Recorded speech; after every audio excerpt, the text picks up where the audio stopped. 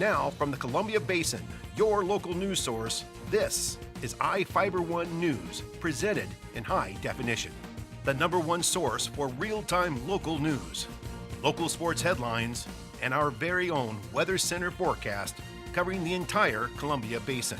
With your iFIBER 1 News team, reporting news in real time as it's happening.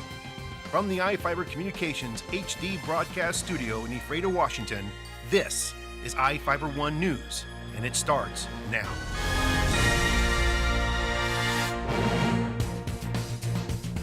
Welcome to iFIBER 1 News. I'm Sarah Brewer with your news from around the Columbia Basin for Friday, June 14th. We will review some of the top stories for this week, along with a few of your favorites. And we have the latest weather forecast for the Columbia Basin from the iFIBER 1 Weather Center. A national child safety program is providing free FBI quality fingerprints and photographs for children this weekend, in addition to games and other family activities. Here with the story is Ryan Lancaster. The Keeping Kids Safe Project and Bug Cleary Toyota are bringing a child safety fair and fingerprinting event to Moses Lake this weekend, June 15 and 16. We thought it would be great for our community here to get the young kids all fingerprinted and for their future. If something would happen and any of the children would be missing, then they have the records. The free fair will be similar to the annual National Night Out Against Crime, with info games and activities for kids. The Moses Lake Police and Fire Departments will be there, along with Grant County Animal Outreach and Free Wind Martial Arts.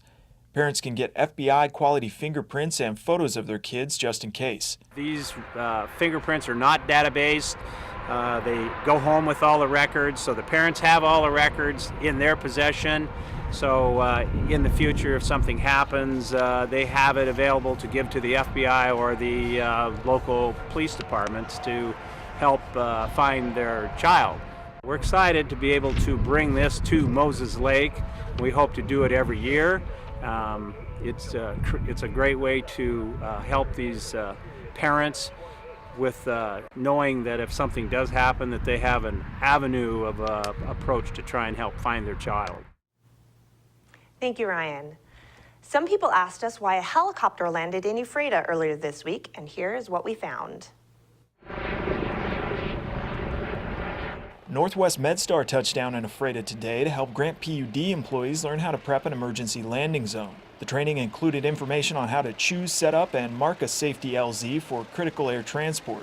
A PUD lineman played the part of a live wire injury victim as MedStar personnel coached employees on how to effectively communicate with pilots and assist with loading a patient.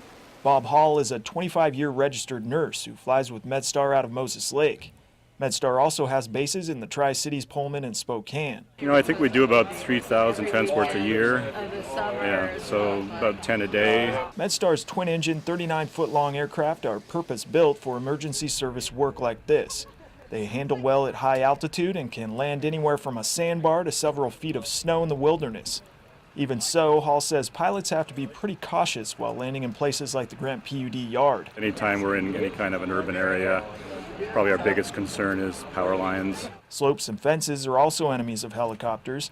That's why trainings like today are so important. It helps pilots to have someone on the ground who understands what to look out for and alert them to wind conditions or obstacles. But if they're first responders, the helicopter team talks it over before choosing whether or not to land. While there's just one pilot, Hall says everyone on board is well versed in safety. So obviously we don't know how to fly the helicopter, but we have to learn all about flight safety and what to do in an emergency and that kind of thing, yeah. The helicopters are fast, traveling at an average speed of 135 miles an hour.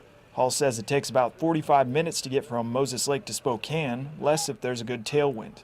Yeah, we were doing 160 a few weeks ago. Every transport team includes a critical care nurse and a respiratory therapist, exactly what you might find in a hospital's intensive care unit. The monitor's on one of these extra seats. Some nurses like to sit there, some on the other. That's because MedStar responds to pretty much every type of medical situation you can think of, from collisions to climbing accidents.